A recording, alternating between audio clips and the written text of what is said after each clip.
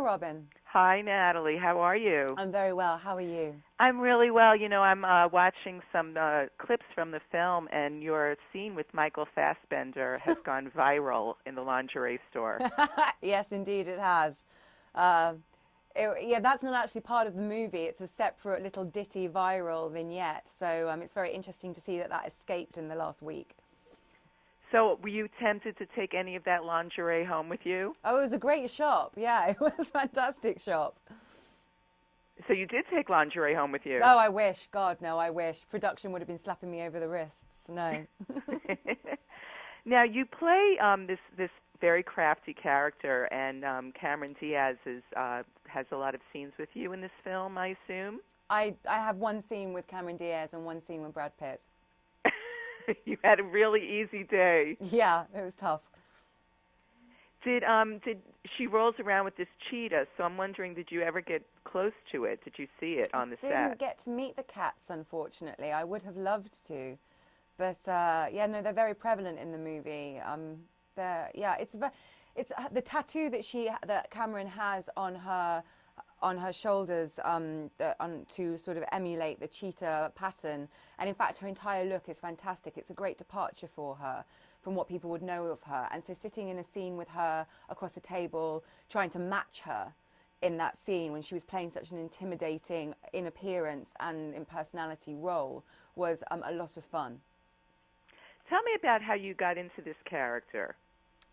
Well, the beauty of the blonde is she's quite an ambiguous character. You don't really know where she is and where she's come from and who she is exactly. Interestingly, there's a glimmer of morality about her, which is very sparse in the whole film.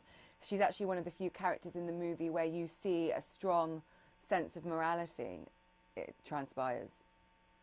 And I know this is a very sexy film. We mentioned it earlier, and you're surrounded by a potpourri of gorgeous, sexy men. So how did you deal with this? Oh, well, I'm old hat at that. Whether it's Jonathan Rhys-Meyers or Chris Hemsworth or Chris Evans or Johnny Lee Miller, I've learned to enjoy the eye candy and just get on with the job. Good for you. Now, speaking of Jonathan Rhys-Meyers, he's debuting in Dracula tomorrow. And I'm wondering, were you ever considered for Lucy? That was my time working with Jonathan was very special to me, and I enjoyed it immensely. And I'm very much a believer in if something is done well, then leave it as an isolated, transient experience and move on. So, I have friends that are working on Dracula. I'm really excited to see the show, but I now have Game of Thrones, Elementary, The Counselor, The Hunger Games. Johnny's gone off in his direction. So it's interesting to watch everyone's trajectory grow.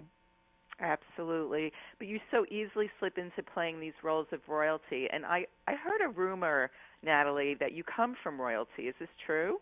It's not true. It's one of those fabricated Wikipedia facts that is completely false. Or insofar as I don't know my heritage at all, I've never traced it. That there was a woman in Elizabeth I's court that happens to have the same family name as me might be the case, but I think that's as far as it goes.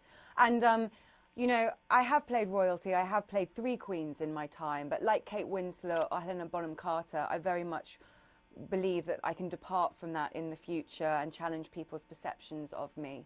So I'm looking forward to doing that now with these new projects. Oh, I think you're very good in everything that you do, and I think The Hunger Games is very exciting. Oh, it really is. I'm really, really, I'm chuffed, as us British would say, to be a part of that family now. And can you describe the role that you're playing in The Hunger Games? Cressida is a docu-journalist type director. She's a film director who is allocated as part of the rebellion to film Katniss.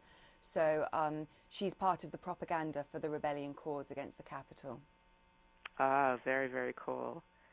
So what are you looking forward to for audiences to come away with after they see The Counselor? I'm hoping that people embrace it as a very interesting study of the human condition, the darkness of human society. It's sexy, it's violent, but it's very naturalistic and engaging in that way. It's kind of a modern fable, a modern morality play. And yeah, it's so well acted by the stellar cast that are behind me that, you know, and an incredible director and writer. I would urge people to see it. Well, Natalie, thank you so much for joining me. Lovely to talk to you. Okay, take care. Take care. Bye. Bye-bye.